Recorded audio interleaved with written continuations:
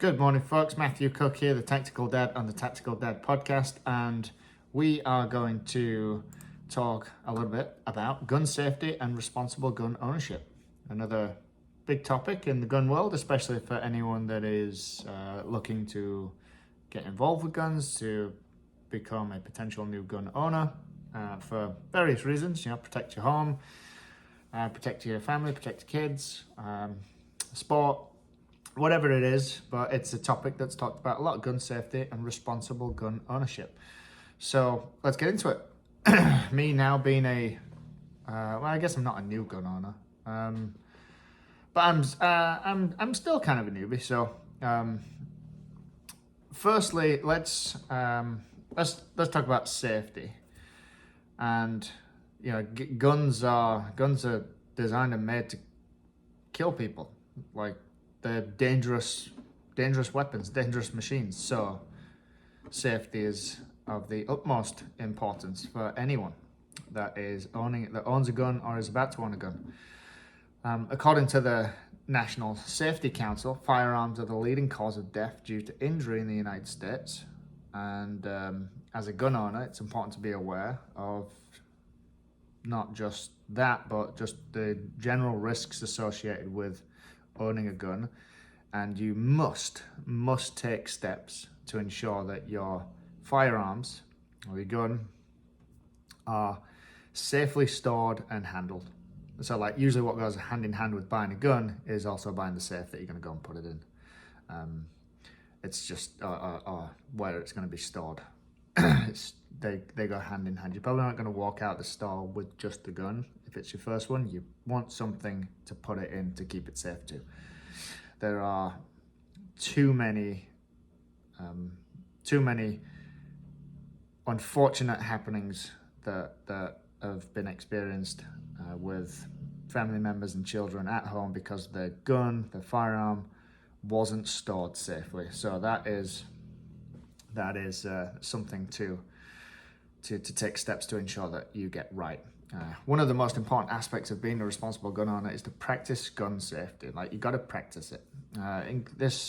I've made notes here just because I think it's a super important topic, and I've got to get certain things across that are important to me and that I think other people in the space that are experts just hardwired already know. I don't want to forget any of these. So this includes keeping the gun pointed in a safe direction, such as down or away from people, never pointing it at anyone, even if it's not loaded. If you know it's not loaded, there's nothing in there, you still don't point it at somebody. You never point the gun in a direction that you don't intend to destroy. So you gotta always be aware of where it is. Where's your safe space? Where is the gun? Where's it pointing? Loaded or unloaded? You gotta be aware of it. Additionally, you got to keep your finger off the trigger until you're ready to shoot. Keep the gun unloaded until you are ready to use it. So, like, our guns, even right now, they're in the safe. They're not loaded. The magazine is ready to go, but the gun itself doesn't have the magazine in it. It's not loaded and ready, but it can very quickly be ready. You don't want to have an empty magazine, because what if during the middle of the night, or at any point of the day, what if someone breaks into your home and you got to use it? The last thing you want to be doing is they're loading a magazine. They're critical seconds and potential minutes, especially if it's you're kind of floundering, because it's a highly stressful situation. It's also important to regularly inspect your guns to ensure they're in good working order. So you need to be cleaning it. You've got to check for signs of corrosion and wear and tear, especially if you're practicing with it. So you should buy a gun cleaning kit. That's a good purchase, and they're not too expensive. You can get a decent one for like $50. You can get a really good one actually for like $50. So gotta be aware of that. Keep it all the parts securely in place, and that'll happen just by maintaining your weapon. Additionally, it's important to regularly clean. So you should be cleaning it anyway, especially if you're practicing, but like, even make it a point to regularly clean it, even if it's just once a month. If you don't practice with it all that much. If you're practicing with it a lot, like multiple times a week, then you probably want to clean it every week. Just so you know that if it ever comes time to go, time to really use it, you can rely on it. And finally, it's important to be aware of the laws regarding gun ownership, especially in your area or your state, because it's different in every state. That's one of the things I learned. You go to California, or you're here in Georgia, vastly different. So just understand the laws regarding guns and gun ownership in your state, and then even in your local county or city.